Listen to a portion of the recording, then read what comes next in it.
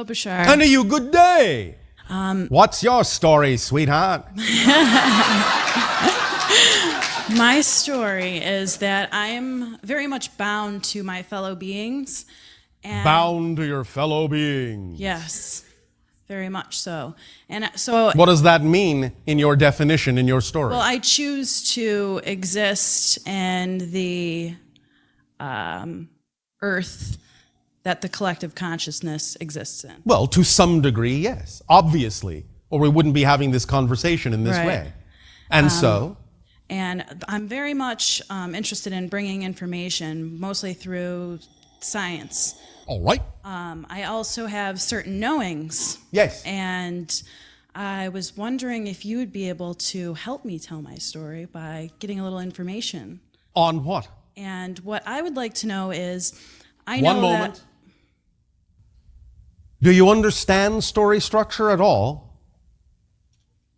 I would like to say yes. What archetype at this moment in your question to me, thus then, do I represent to you? I have no idea. I'll give you a hint. Okay. A mentor. Right. All right. More than a hint, though, wasn't it? Gave it all away. Gave the whole story away. All right. Well, all right. Not all of it. Ooh. Some mystery still exists. Because a good story needs a little mystery, doesn't it? Yes. So do continue. Okay. What is it that you wish some assistance with now that you have sought out and questioned the mentor archetype? I know that we don't need to eat Well, yes, you do. food. Yes, you do. Okay. Well, Most of you do. Okay. Well, I have this knowing Yes. That it may For be me. possible, that it may be probable that some of you may change yourselves so as to not require that kind of sustenance. Yes, Right. that's possible. How probable it is depends upon the path you have chosen to explore. Sometimes those kinds of things, even though they may seem to be desirable, simply aren't relevant for the theme that you chose to explore in this life. You have to determine that for yourself by the synchronicity that shows up in your life. Right. Well, for me, it's prevalent. And All right. one of the things that is the information I'd like to know is how I'm able to tap into the energy source to sustain myself, not at this point, but more so as, I grow. Well, number one, living in the moment, because all the energy you will ever tap exists only in the now. So the less fragmented you are in that context, the more you focus yourself in the present, the more you'll be capable of tapping that energy because you'll be existing on a higher level frequency. And when you allow yourself to vibrate on a higher level frequency, you become a more receptive antenna to higher level frequencies of energies on different planes of existence that can then sustain you, and you will automatically not feel so much need for other forms of sustenance. Okay. So the more you live in the moment, the less, in a sense, you experience the idea of time and space in that way, the more you will tap into higher frequency energies that will provide enough sustenance for you. Okay. Does that help? Yes. Anything else? No, I think that's it. Well, all right. Thank you so much. Thank you for sharing your story.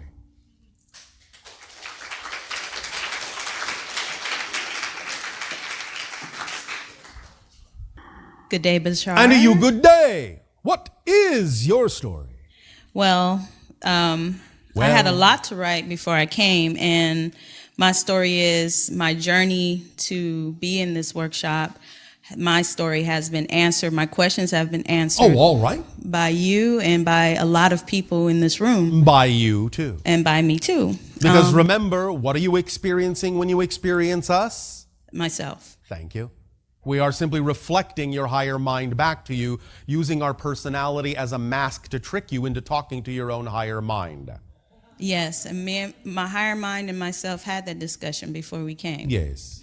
And it's just been awesome to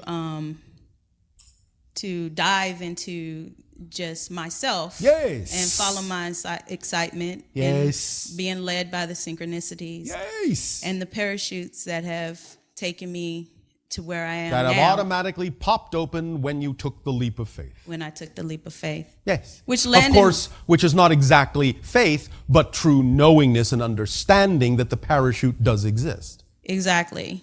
And that way I don't fear the unknown because I know my parachute will always be there. And Because it will open what more will on you time. discover in the unknown? More of myself. Exactly. You see, you're remembering many things at the same time. Exactly. The parachute has landed me in Lancaster. Oh, all right. And I was listening to one of your CDs and you talked about the Vortex in Lancaster. Yes. And I would like to give for you more information about what that is. Why would you want to get it from me when you can simply be in the vortex and get your own information? Why would you need a second-hand experience instead of a first-hand one? I guess I don't. I didn't know if it was any central location or is it all over?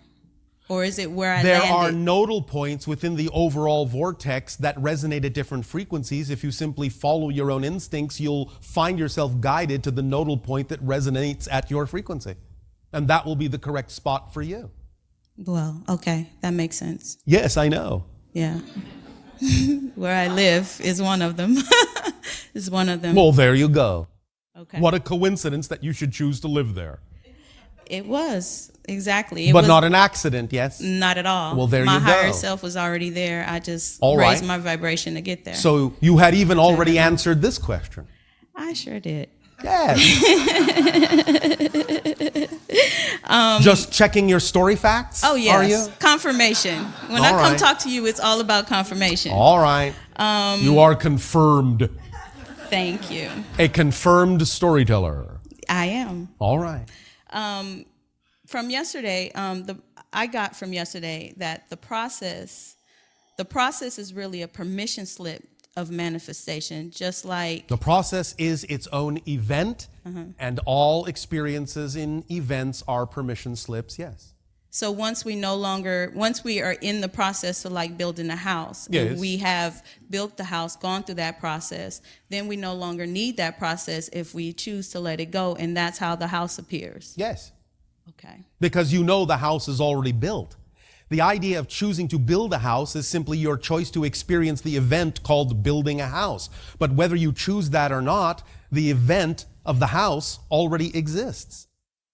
Exactly. And whatever methodology your belief system believes it needs to get you to change into the vibration where you align with the event, with the reality where the house already exists, is fine. Some of you, simply because of your idea of belonging to a consensus reality, have belief systems that make you believe that you need to go through the event, experience the event called building the house, before you will allow yourself to change into the frequency where the house already exists. But you don't have to do that, no. So once you have the process, you can let that go. Once you understand what it's for, once you allow that experience of what you call the process of that event to help you change your belief systems in certain ways, then yes, you can let the need for experiencing that event go. Okay. To whatever degree this process event still remains, maybe the degree to which you wish to hold on to it for a variety of other reasons that actually do serve you and other people. But yes, it is potentially possible to not experience that particular event called process at all. But some of you want to, because you learn things from it. But you can reduce it, yes.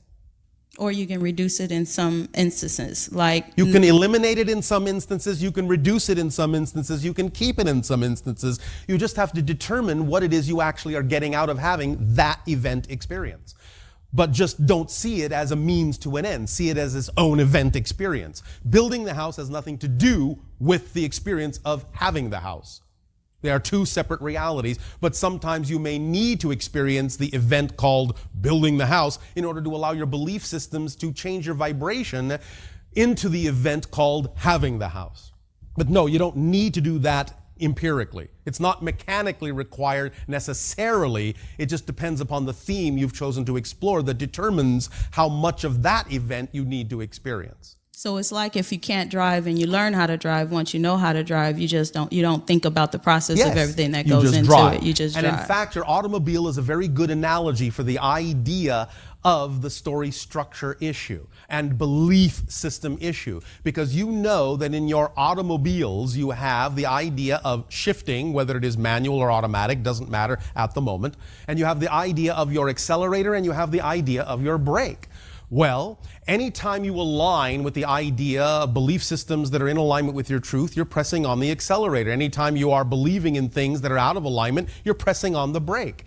The idea is that you're always shifting gears, going from one reality to another. You used to do this manually. You used to have to really think about it. But when you invented the idea of automatic transmissions, that was an archetypal symbol that you were allowing the idea of shifting to become more automatic in your consciousness. So now it's just a matter of choosing whether to step on the accelerator or step on the brake, as befits the kind of belief systems you're buying into, because you are your vehicle. Or press cruise control. Cruise control. I like cruise control Oh, myself, all right, you know yes. what I'm saying? That is now a choice that is available to you, because once your technology invents something, it's because your consciousness has already understood that concept. And thus you now have a reflective symbol, an archetypal symbol in your physical reality to represent the new concept in your consciousness. So if cruise control is that which allows you to truly allow yourself to know you're functioning on automatic, and you'll arrive at the right place at the right time, and you don't even have to worry about stepping on the gas or stepping on the brake, that the car will move ahead, that your vehicle, you, will move ahead in perfect timing on cruise control, then you have allowed yourself to use that archetype in a very beautiful, analogous way. Thank you. Thank you. Thank you.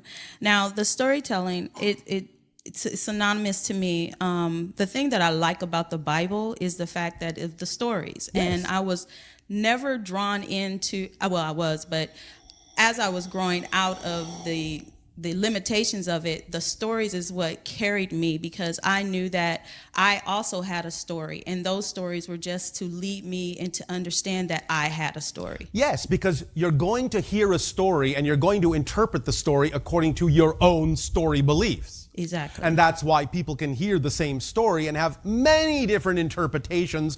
Just pick the one that works best for you. Many of the stories in that sense thus are holographic in nature. That's also the beauty of story structure. The template is holographic in nature. So what archetypal elements you choose to add in the story can be interpreted by anyone according to their story.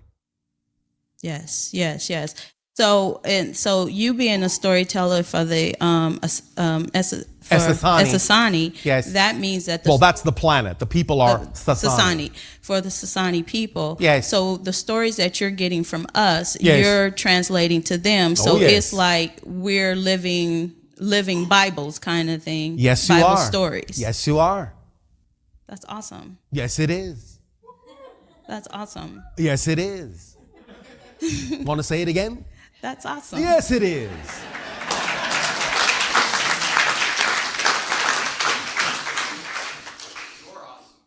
So are you. But one moment. Okay. Rather than being just awesome, which is having some awe, you would want to be full of awe, which makes you awful. To a lot of people, I am awful, but that's because I carry the truth. There you go. Yeah. Full of awe. Full of awe. All right. Well, thank you, Bashar. Thank you.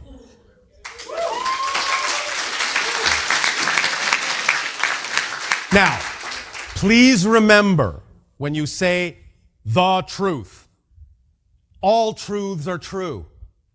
That's what the truth is. All truths are true.